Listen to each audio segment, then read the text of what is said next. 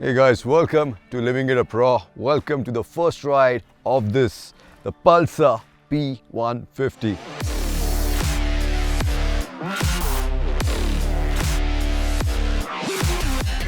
This is the successor to the Pulsar 150 and I genuinely love what I'm seeing.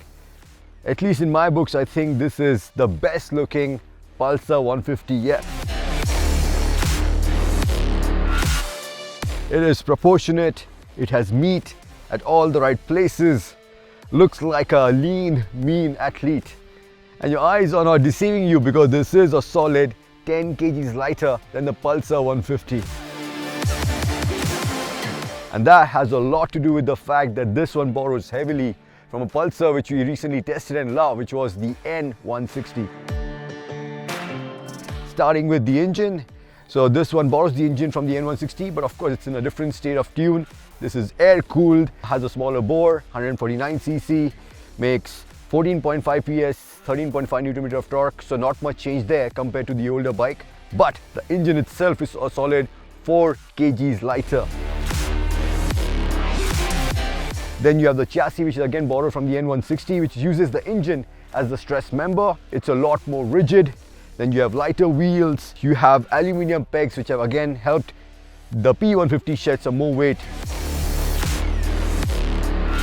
And you're also on the styling front, as this is based on the N160, even the panels are borrowed from the N160, you get the same instrument cluster.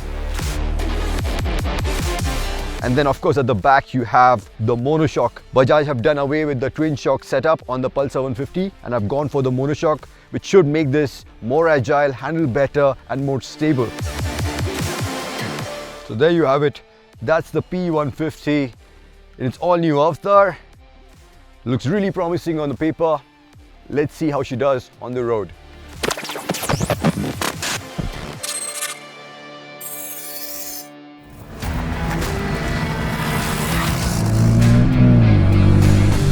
All right, here we go.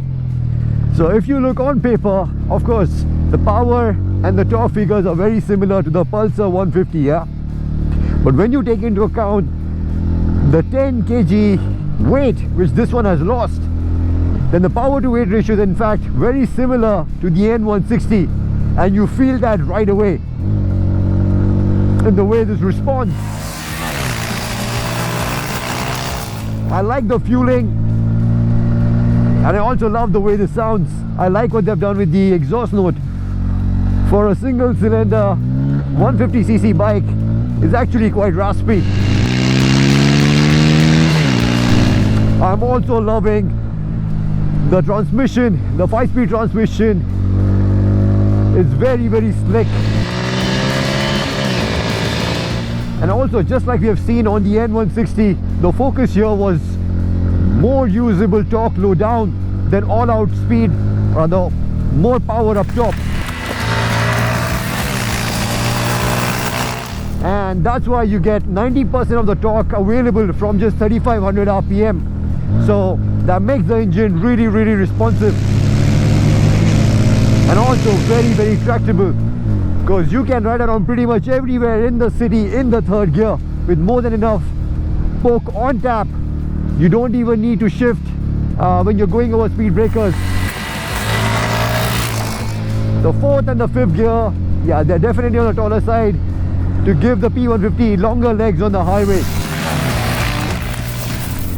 Which again brings us to the highlight of the engine, which is again the refinement. This is something which we saw and loved on the N160, and this is carried forward here. Although I do have to say that this one seems slightly buzzier on the pegs compared to the N160. But I'm genuinely nitpicking here because the refinement levels, even when you, in the higher revs, there are very few vibrations compared to what you used to feel on the Pulsar 150. On the braking front,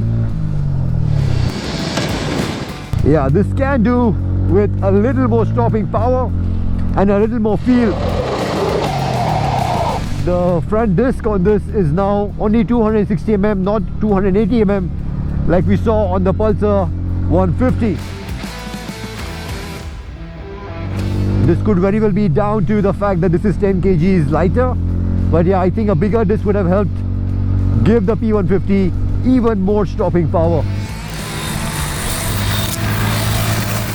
On the handling front, again, the focus seems to have been on better ride quality, which is great because the P150 is just absorbing all of these bumps. I can barely feel them.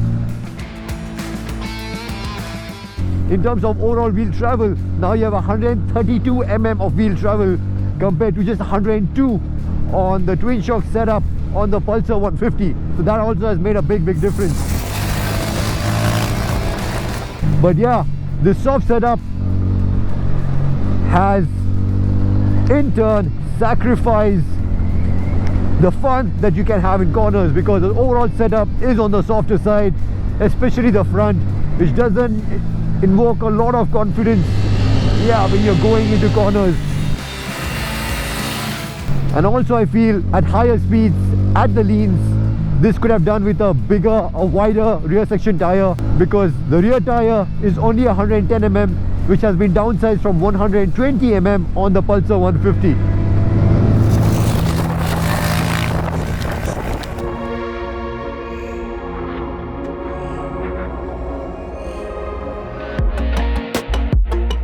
So what do I make of the P150?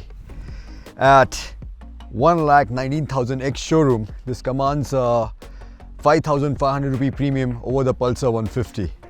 And I think it more than justifies it, because this is not just an update but a proper overhaul.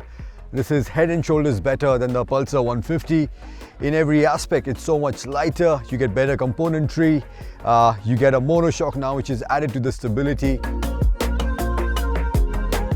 Yeah, it's not perfect. I would have still preferred a bigger disc at the front and a wider rear tire, and of course at least the option of dual channel ABS. But as a product, I think Bajaj has done more than enough to give the P150 a proper shot at taking on its competition in this really competitive 150cc segment.